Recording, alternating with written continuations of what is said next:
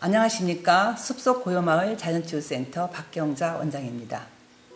이 시대를 살아가는 암 환자라면 누구나 안고 가는 고민, 암 치유 시, 특히 자연 치유 시 고기를 먹어야 할 것인가 말아야 할 것인가, 채식만으로 내 몸의 단백질은 부족하지 않은가, 또 항암 치료 시 고기를 무제한 많이 먹으라고 하는데 그래도 괜찮은 건가, 또 어쩌다 조금 먹은 고기로 암이 확 사라지는 않았을까. 한마디로 암 치유 시 채식이 답인가 육식이 답인가의 이분법적 논리로 모든 환우들은 걱정, 또 걱정 속에 살고 있습니다. 그런데 고기를 날마다 맛있게 먹고 자연치유 식단이 가능하다? 귀가 번쩍 뜨이는 말이 아닐 수 없습니다. 그러면 어떻게 그런 일이 가능할까? 한번 확실히 알아보도록 하겠습니다. 우선 단백질 하면 우리 몸에 중요한 3대 영양소 중에 하나지요.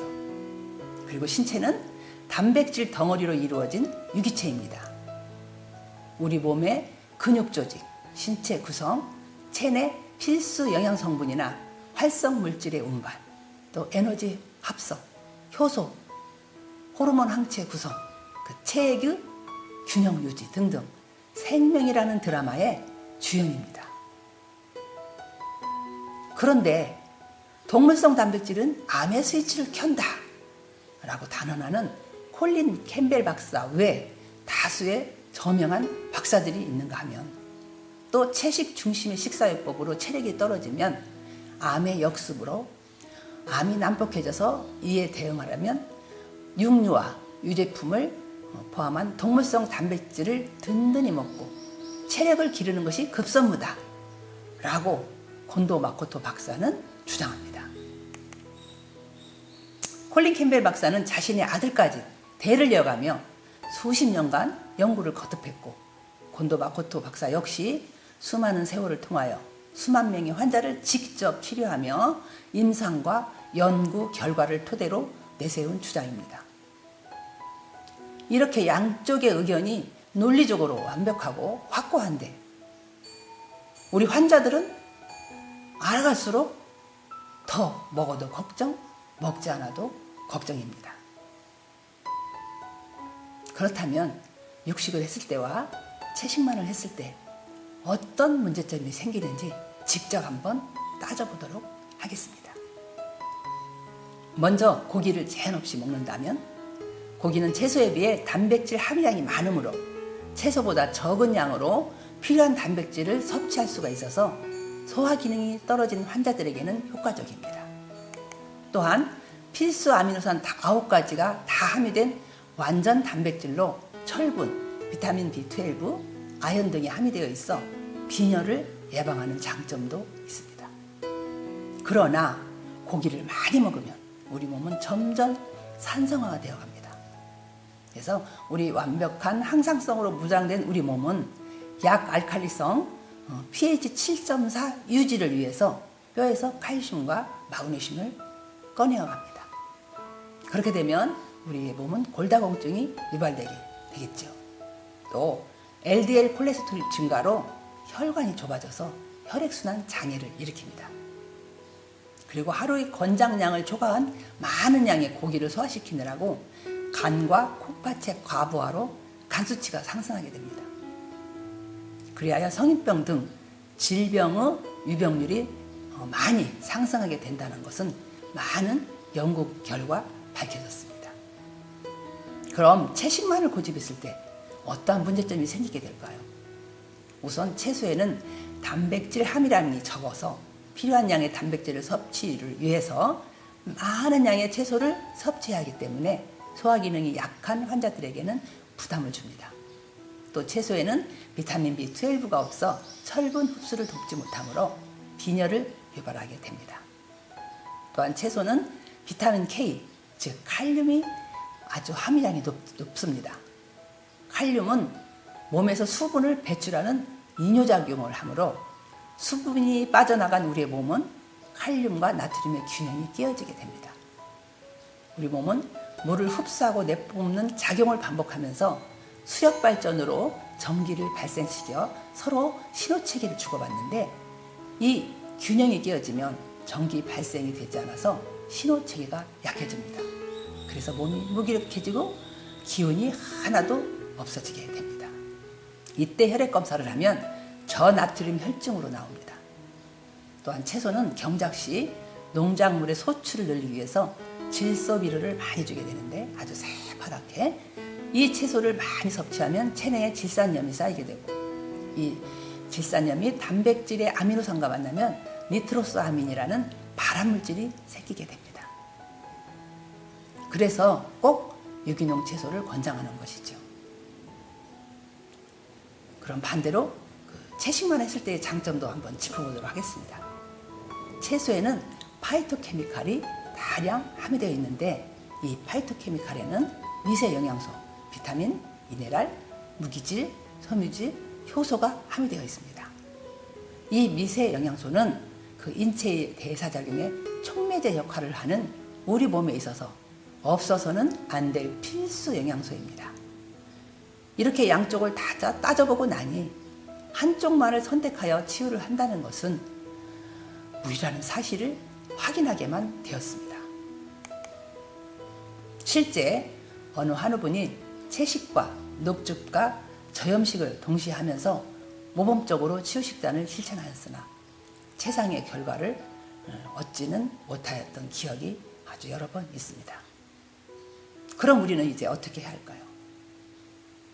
네, 올바른 방법은 어느 한쪽만을 택하지 말고 양쪽을 다 택하되 부족한 면은 서로 보완하고 득이 되는 부분은 서로 상승시켜 완벽한 영양의 밸런스를 맞춰서 건강성을 회복하는 게 우선입니다.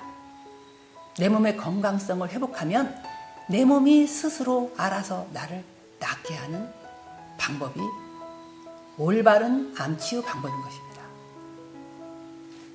자, 이거를 구체적으로 설명을 하자면 먼저 자신에게 필요한 일일 단백질 권장량을 꼭 알아봐야 합니다. 그 이유는 탄수화물은 권장량이 없습니다. 탄수화물은 오늘 많이 먹어도 그 탄수화물이 포도당으로 바뀌어서 아니면 지방으로 바뀌어서 저장되었다가 내일 다시 꺼내어서 쓰게 되어 있습니다. 우리 몸이. 그러나 단백질은 저장했다가 절대 쓸 수가 없습니다. 오늘 아무리 많이 섭취해도 오늘 필요한 양만큼만 쓰고 나머지는 모두 배설해 버립니다. 그래서 일일 권장량이 있는 것입니다. 단백질에는. 그래서 하루의 권장량을 초과한 분량은 위장, 간, 콩팥 등 장기만 혹사시킬 뿐입니다. 그래서 하루 권장량만큼만 하루도 빼지 말고 날마다 먹어야 합니다. 자, 그러면 권장량은 어떻게 아느냐? 자신의 몸무게 1kg당 단백질은 1g입니다. 논문은 0.8g으로 나와 있으나 우리가 계산하기도 좋고 또 암 환자의 특성을 감안해서 1kg당 1g이라고 했으면 내가 60kg일 때 나의 하루의 단백질 권장량은 60g입니다. 자, 60g은 전체 이렇게 하나에 이렇게 60g을 대충 우리가 무게로 짐작한다면 계란 한 개 정도라고 보시면 됩니다. 여기서 계란 한 개 정도라는 단백질은 우리가 먹는 양이 아니고 먹는 양에서 단백질의 함유량이 또 있습니다. 보편적으로 뭐 20%에서 25%라고 보시면 됩니다. 동물성 단백질의 경우 그 정도의 함유된 게 단백질이므로 딱 계란 한 개 정도만 하루 종일 먹으라는 얘기가 아닙니다. 어쨌건 우리가 단백질의 전체의 양이 단백질로만 계산한다면 계란 한 개 정도의 중량입니다.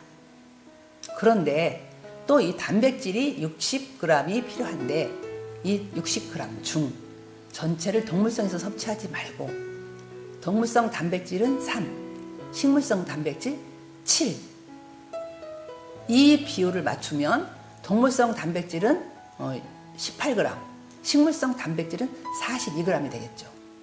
이런 비율로 권장량을 초과하지 않으면서 올바른 조리법으로 굽거나 튀기지 않으면서 또 맛있게 조리해서 날마다 매 끼 참았다가 어쩌다 왕창 먹는 거 다 소용없습니다.